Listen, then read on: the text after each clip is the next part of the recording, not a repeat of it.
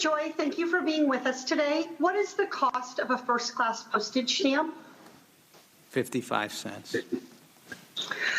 Just wanted to check. What about to mail a postcard? I don't know, ma'am. You don't know the cost to mail a postcard? I don't. What if I want to mail you said 55 cents for a first-class stamp, but what if it's like one of those greeting cards that's a square envelope? Then what is the postage? I'll submit that I know very little about a postage stamp.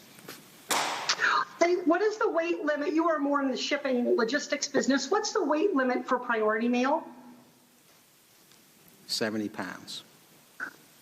And what is the starting rate for U.S. Post Office, USPS priority mail? The starting rate for what?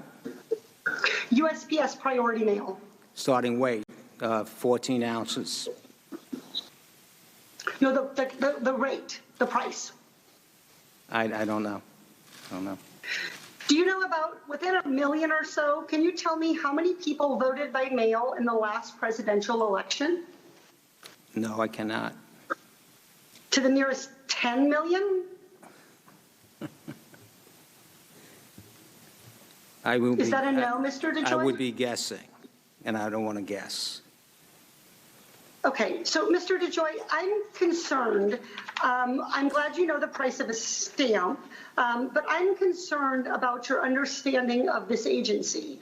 And I'm particularly concerned about it because you started taking very decisive action when you became Postmaster General. You started directing the unplugging and destroying of machines, changing of employee procedures, and locking of collection boxes. As a professor, I've always told my students that one of the most important rules in life is to read the instructions. Did you actually read and independently analyze the major overhaul plans before you ordered them to take effect? Again, I will repeat that I did not order major overhaul plans. The items you identify were not directed by me. I did, and we don't need much analysis to run your trucks to a schedule. Reclaiming my time, Mr. Joy, could you please tell me who did order these changes if U.S. Postmaster General did not? Because these changes have resulted in, and you have said yourself in this hearing. The Postal Service has been around for 250 years. There are plans. There are many, many executives, almost 30,000 executives within the organization. And there are plans that existed prior to my arrival that were implemented. Mr. DeJoy, if you did not order these actions to be taken, please tell the committee the name of who did. I do not know.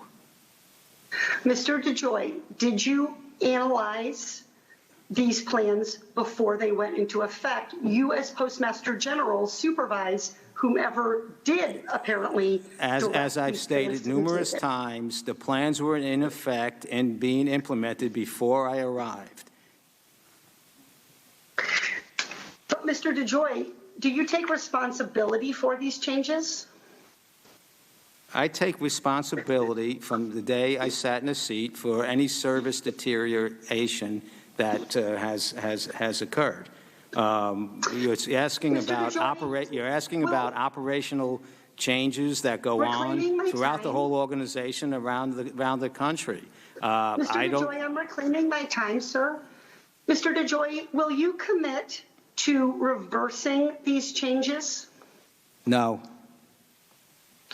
Mr. DeJoy, will you commit to, if the independent, I want to switch to conflicts of interest quickly, will you commit that if the Inspector General finds that you committed misconduct with regard to your financial interests in any other company, such as XPO Logistics or Amazon, will you commit, if the Inspector General finds that you committed misconduct, will you commit to then resigning? I don't believe they will find misconduct, but I don't see why I would commit here right now to resigning for any reason. Well, you don't think there's any reason that you should ever resign? No reason that I've heard here today. Okay. Mr. DeJoy, do you today, because this has been, you've gone back and forth a bit, I want to ask one final question. Do you own any financial interest, whether options or stocks, covered calls, bought or sold? Do you own today any financial interest in Amazon? I do not. The gentlelady's time has expired. The gentleman may answer the question in more detail if he wishes.